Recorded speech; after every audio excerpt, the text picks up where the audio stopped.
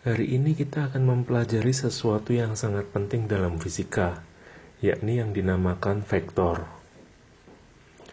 Jadi setiap besaran yang memiliki nilai dan arah dinamakan vektor. Contohnya adalah kecepatan, percepatan, perpindahan, gaya, momentum, impuls, medan listrik, medan magnet, dan masih banyak lagi. Nah, sedangkan besaran yang hanya memiliki nilai saja dinamakan skalar. Misalkan massa, panjang, waktu, kelajuan, jarak, tekanan, energi, suhu, kuat arus listrik, intensitas, jumlah zat, dan lain-lain. Nah, untuk menggambarkan sebuah vektor, kita dapat menggambarkannya menggunakan sebuah anak panah, di mana pada anak panah tersebut ada bagian yang disebut sebagai kepala, atau yang bagian runcing ini, dan juga ada yang bagian disebut sebagai ekor. Nah, untuk lebih jelasnya, ini adalah gambar sebuah anak panah. Nah, kita dapat menggunakan bentuk gambar yang lebih sederhana seperti ini, yakni ada bagian yang runcing yang dinamakan kepala, juga ada bagian yang dinamakan sebagai ekor.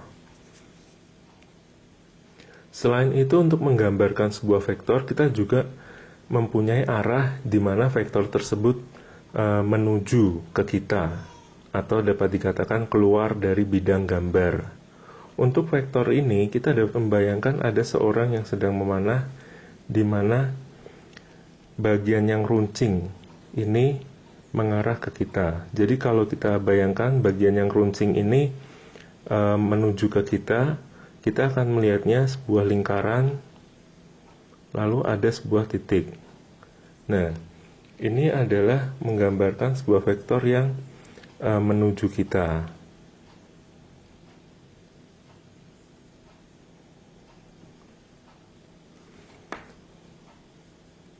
Berikutnya adalah vektor yang arahnya menjauhi kita. Nah, di sini kita bisa membayangkan juga sebuah panah yang diluncurkan yang mengenai suatu sasaran, di mana apa yang kita lihat di sini nantinya adalah bagian ekor dari anak panah tersebut yang berupa tanda silang. Jadi kalau vektor yang arahnya menjauhi kita dapat menggambarkannya dengan tanda silang seperti ini. Ini artinya arahnya adalah menjauhi kita. Nah, mudah bukan? Sekarang kita akan coba melihat perbedaan yang sederhana antara vektor dan skalar. Sebagai contohnya saya ambilkan yakni antara jarak dan perpindahan.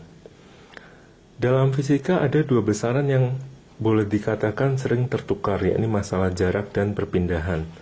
Baiklah, sekarang coba bayangkan di sini ada seekor semut yang berjalan di atas sebuah penggaris. Jadi semut ini misalkan mulai dari tempat 0 ini, lalu dia berjalan sampai dengan ke tempat ini pada skala 10. Lalu setelah itu semut tersebut berbalik arah. Jadi berjalan kemari sampai di skala 6. Nah, apabila ditanyakan kepada kita jarak yang ditempuh atau distance oleh semut tersebut, maka nilainya adalah yang pertama 10 cm, lalu ditambah 4 cm. Jadi dari 10 ke 4 ini, maka nilainya sama dengan 14 cm. Nah, untuk semut tadi, apabila kita hendak mencari perpindahan atau displacement geraknya itu, maka perpindahan ini adalah sebuah vektor, yakni vektor yang berawal dari tempat mula-mula dan berakhir di tempat atau posisi akhir. Jadi kalau kita menggambarkan vektornya adalah seperti ini, di mana kita bisa lihat di sini dia bermula dari tempat ini, angka 0, skala 0, dan berakhir di skala 6. Jadi ini adalah vektor perpindahannya. Nah, dari gambar tersebut kita lihat bahwa nilai perpindahannya adalah 6 cm dengan arah ke kanan. Nah, ini adalah contoh yang sederhana mengenai perbedaan antara vektor dan skalar, di mana untuk vektor tadi adalah dinyatakan oleh perpindahan, sementara untuk skalar yakni dinyatakan oleh jarak. Nah, contoh berikutnya juga masih mengenai masalah jarak dan perpindahan.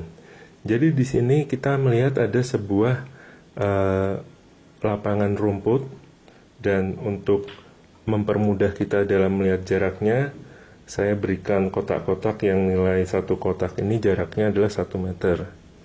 Nah, sekarang bayangkan ada seorang anak berlari. Pertama, ia berlari ke arah utara. Nah, seperti ini, sejauh 4 meter.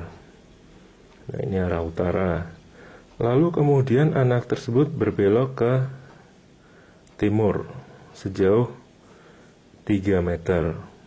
Nah, kita dapat melihat di sini bahwa jarak yang ditempuh oleh anak tadi adalah 4 meter ditambah 3 meter, yakni 7 meter. Nah, bagaimana kalau kita diminta mencari perpindahan yang dilakukan oleh anak tadi?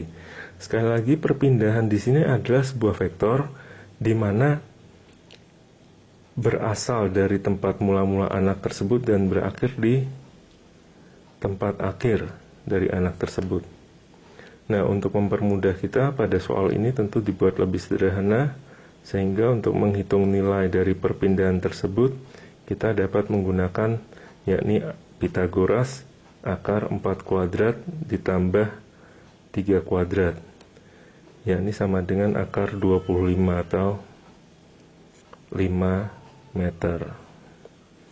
Nah, dari dua contoh ini diharapkan kita bisa lebih memahami bahwa sebetulnya antara vektor dan perpindahan, antara vektor dengan skalar memang berbeda.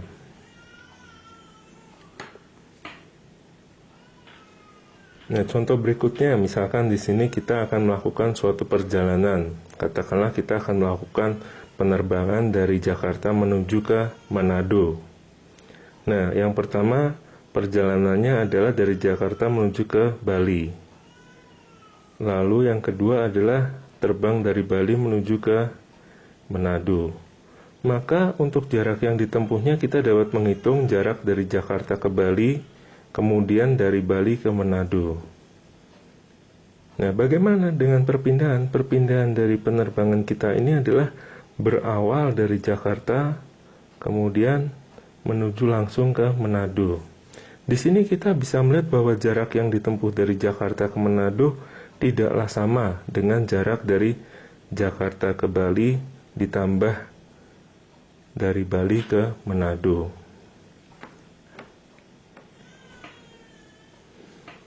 Lalu contoh berikutnya untuk menggambarkan mengenai vektor adalah kita bisa bayangkan di sini ada digambarkan suatu sungai yang deras.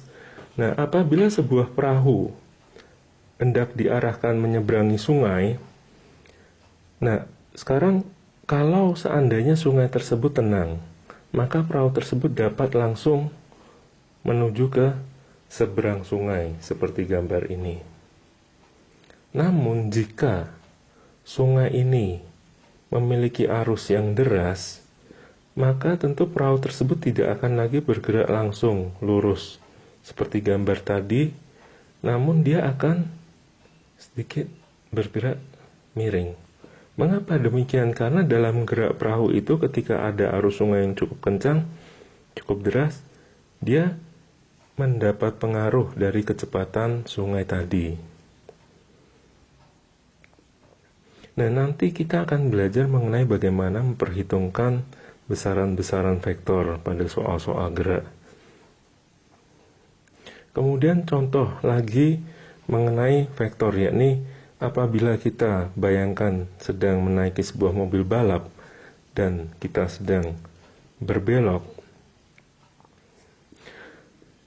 kita dapat merasakan suatu gaya yang seolah-olah mendorong kita keluar. Nah, gaya ini timbul dari mana? Sebetulnya ketika kita sedang melakukan suatu gerak berbelok seperti ini, maka kecepatan kita akan mengalami perubahan. Nah, perubahan dari kecepatan tersebut menghasilkan yang dinamakan percepatan, sehingga nantinya akan menghasilkan gaya, di mana kita akan mempelajari lebih detail ketika kita mempelajari mengenai hukum gerak di materi hukum Newton. Juga satu lagi yakni mengenai ketika kita sedang bermain seperti roller coaster, lalu bergerak dalam lintasan yang dinamakan loop atau lintasan yang seperti melingkar ini, maka kita akan seperti merasakan tekanan atau dorongan yang sangat besar ketika berada di puncak dari loop tadi.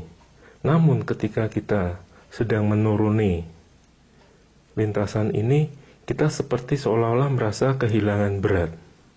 Nah, mengapa hal demikian dapat terjadi? Ini juga dikarenakan adanya suatu gaya yang bekerja. Dan untuk memperhitungkannya kita juga harus mengerti betul mengenai bagaimana menghitung vektor. Jadi nanti kita akan mempelajari beberapa hal mendasar mengenai vektor, yakni tentang menjumlahkan vektor, di mana kita akan belajar ada beberapa metode, yakni jajaran genjang, poligon, dan analitis. Lalu juga kita akan melihat sedikit mengenai bagaimana kita mengalihkan vektor, yakni ada dua macam perkalian, di mana yang pertama adalah perkalian titik atau dot product, dan yang kedua adalah perkalian silang atau cross product.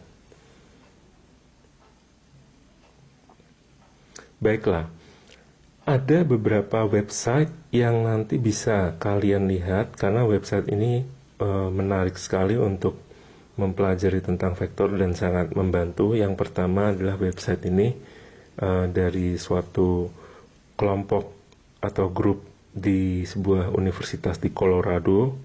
Jadi mereka mengkhususkan untuk membuat simulasi-simulasi fisika yang menarik, yaitu PHET. Di website di simulasi ini kita bisa melihat bagaimana kita menjumlahkan suatu vektor. Selain itu juga masih ada banyak sekali simulasi yang lain di website tersebut. Lalu yang kedua adalah website ini. Nah, ini juga sama, kita bisa melihat bagaimana menjumlahkan suatu vektor atau mengurangkan suatu vektor. Nah, di bagian berikutnya kita akan belajar mengenai operasi hitung pada vektor.